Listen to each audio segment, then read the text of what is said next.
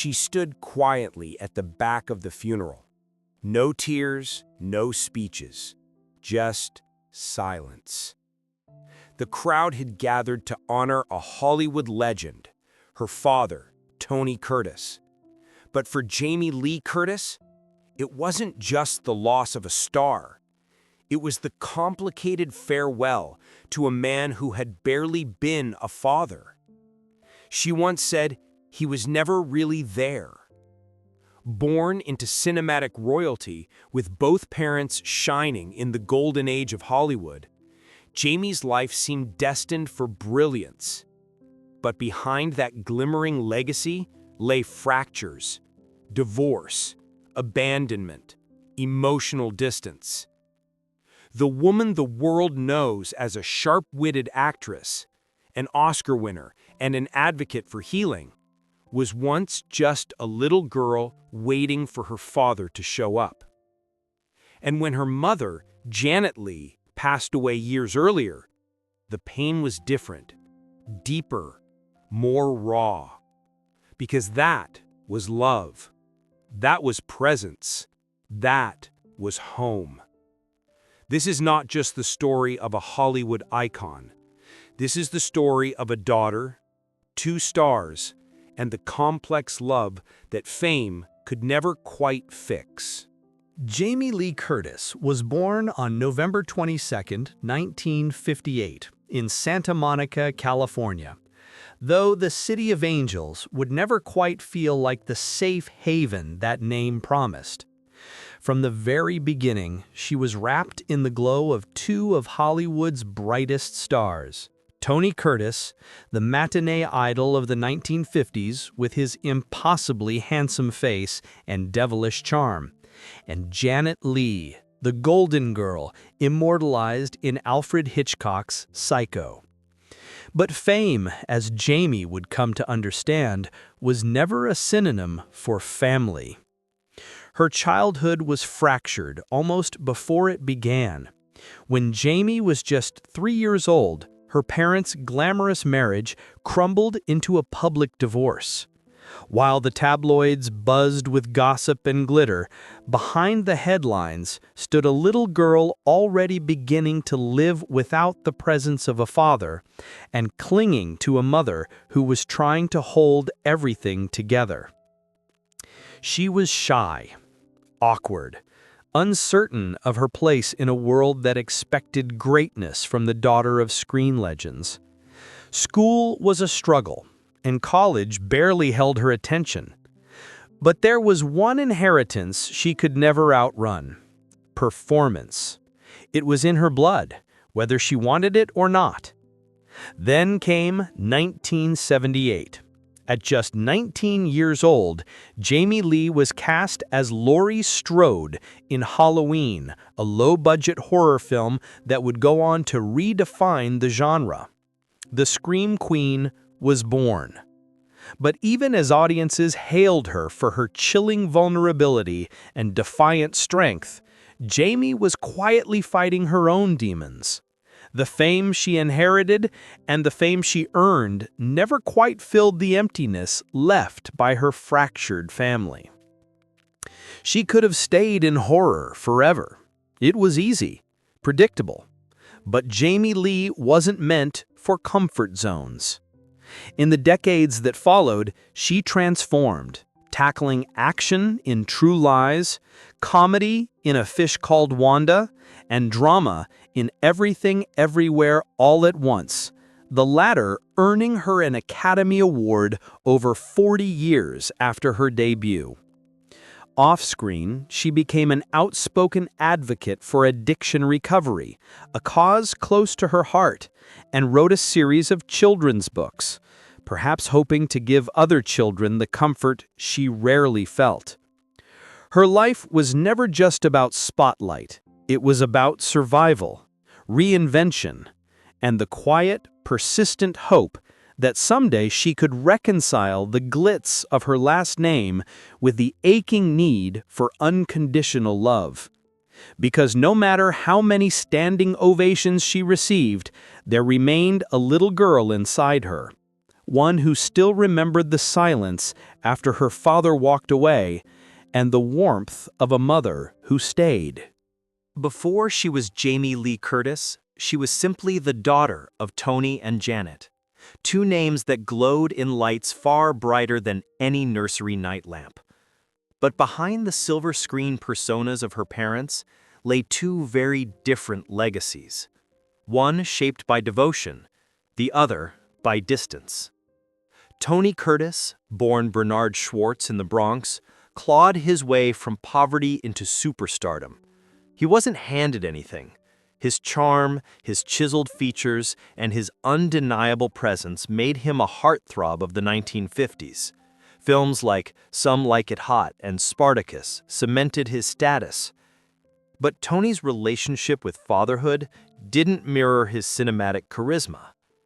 After his divorce from Janet Leigh in 1962, Tony drifted from Jamie Lee's life like a ship that forgot its port. He remarried multiple times, fathered several other children, and found comfort in the adoration of strangers, not the quiet responsibilities of parenthood. Jamie once said with chilling clarity, he was not interested in being a father. It wasn't bitterness, it was fact.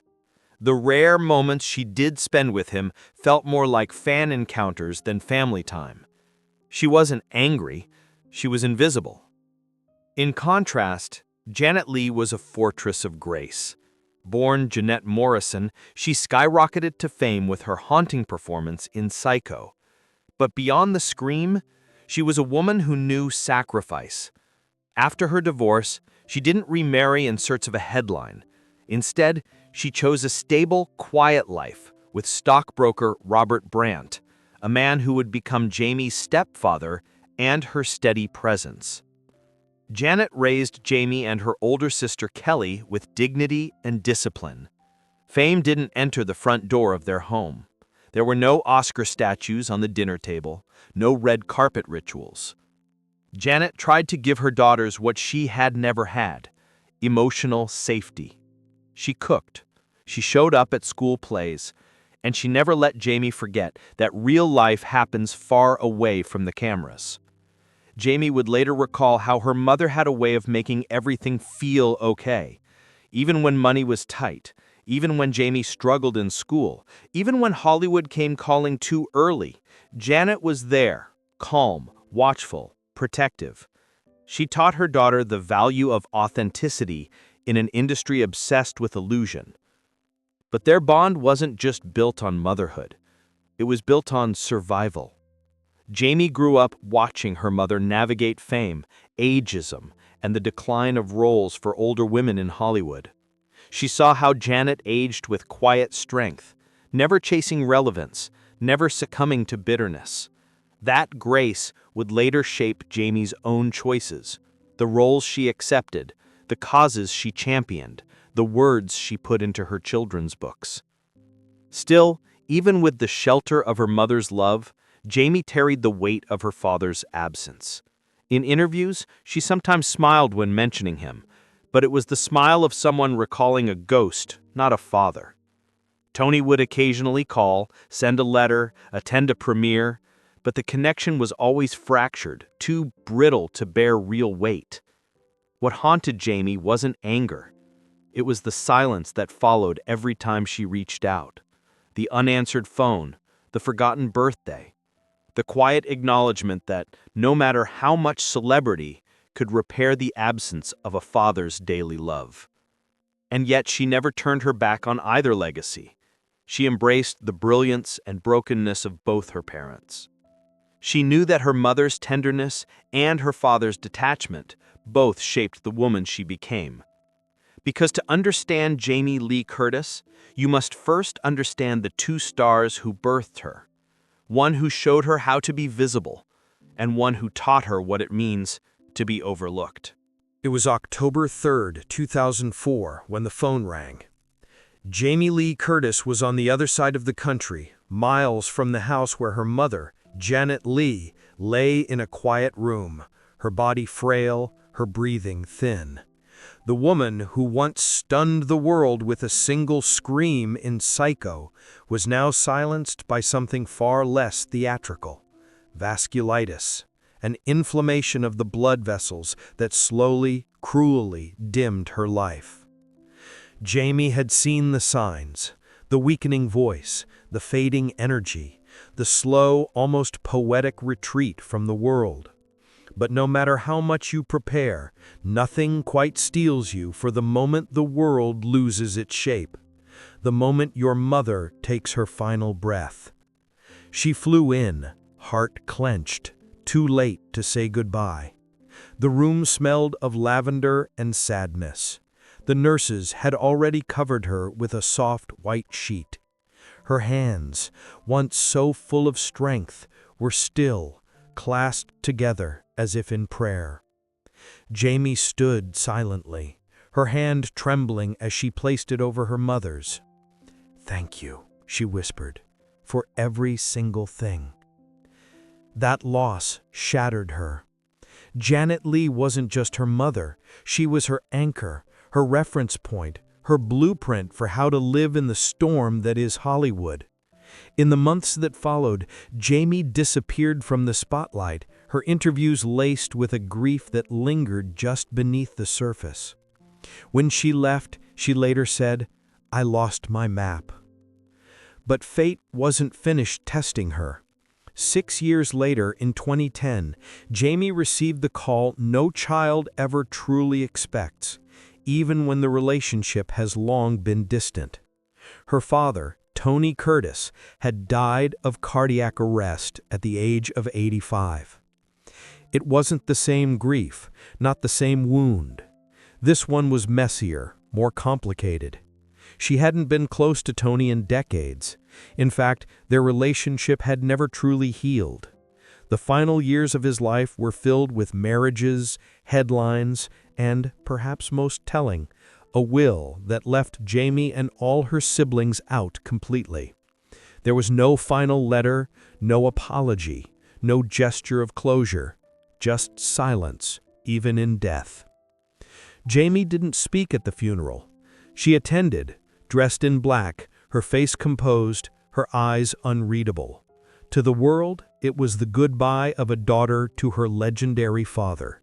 But inside, it was the final confirmation of a truth she'd long known. She had never truly been his priority. Still, she mourned. Not just the man he was, but the father he never became. In the years that followed, Jamie refused to villainize him. She didn't cast blame, didn't rage in public. Instead, she chose a different path, one of quiet reconciliation with the pain. She said, "He was who he was, and I am who I am because of it." Because sometimes loss isn't just about death. It's about the absence that lingers long before the final breath. The sun was barely rising when the cars began to arrive at Forest Lawn Memorial Park. It was October 13th, 2004, 10 days after Janet Leigh passed away. The air in Los Angeles was warm, but around the chapel there was a stillness that felt sacred. Friends, family, and a few close colleagues gathered, not as fans of an icon, but as people mourning a woman who had lived with extraordinary grace. Jamie Lee Curtis arrived early. She wore no veil, no dramatic gown, just a navy blue dress her mother had once said looked quiet and kind. She clutched a folded note in her palm, one she'd written the night before, full of memories, fragments, and unfinished conversations. The chapel wasn't filled with Hollywood glitz. There were no cameras, no flashing lights. Jamie had insisted on a private service. No awards, no film reels, just music, flowers, and love. She spoke softly to the crowd. Her voice trembled only once when she said, "My mother taught me that kindness is louder than applause." Then, without theatrics, she placed the note on top of the casket and bowed deeply. For a moment, no one moved. Time froze. Her mother's favorite song, "Que sera, sera," played quietly as the casket was lowered. And in that moment, Jamie Lee Curtis was not a celebrity. She was a daughter, raw, vulnerable, alone. 6 years later, the tone couldn't have been more different. Tony Curtis's funeral took place on October 4th, 2010, also at Palm Eastern Cemetery in Las Vegas. It was open to the public, complete with a star-studded guest list.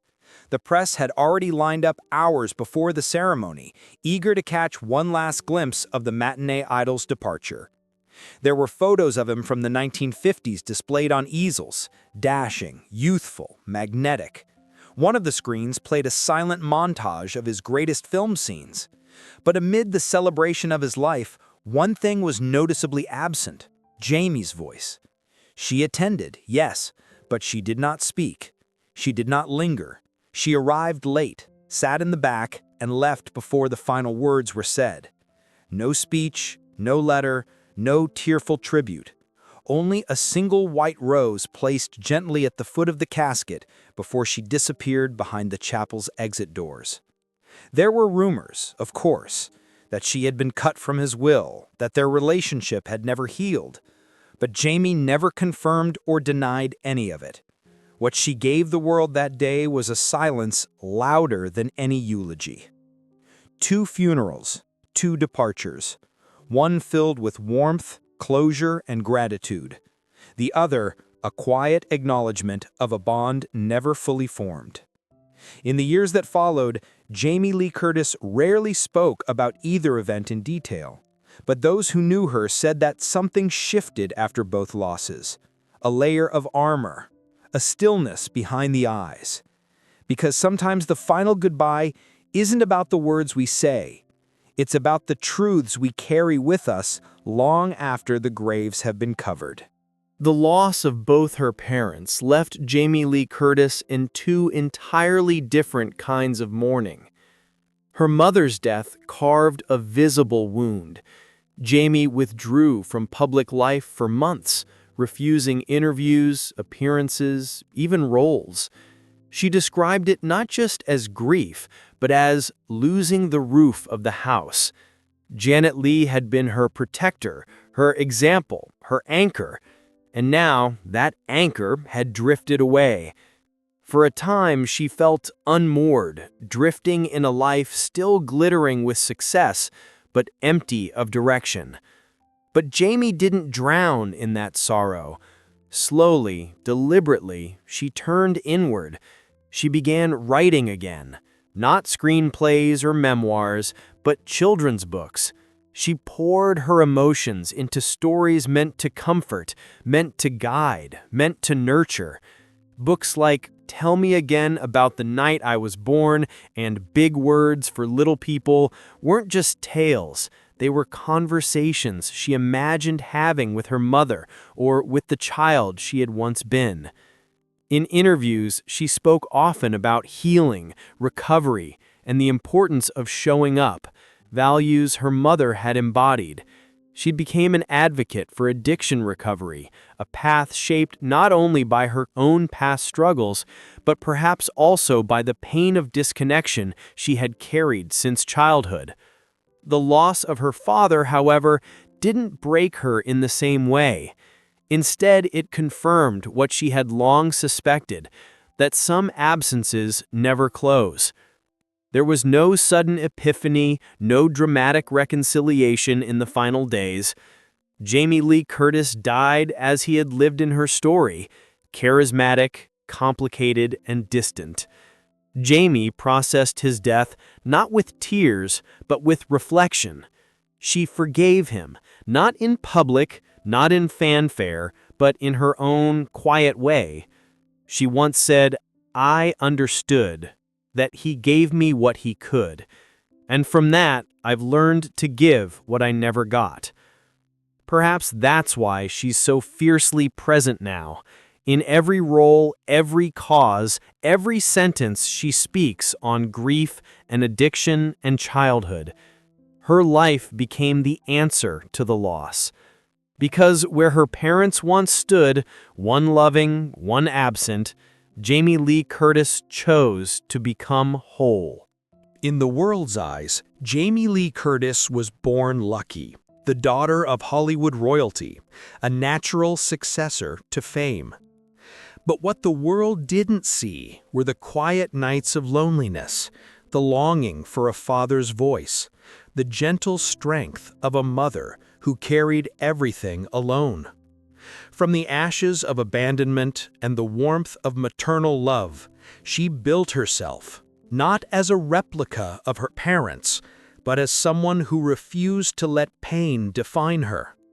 She found peace not in legacy, but in truth, in showing up, in being the kind of parent, partner, and person she once wished she had. Because in the end, fame fades, awards gather dust, but the real legacy is how we love, and how we carry the memory of those who shaped us, for better or worse. Do you remember when you first saw Jamie Lee Curtis on screen? Did you know the heartbreak she carried beneath the spotlight?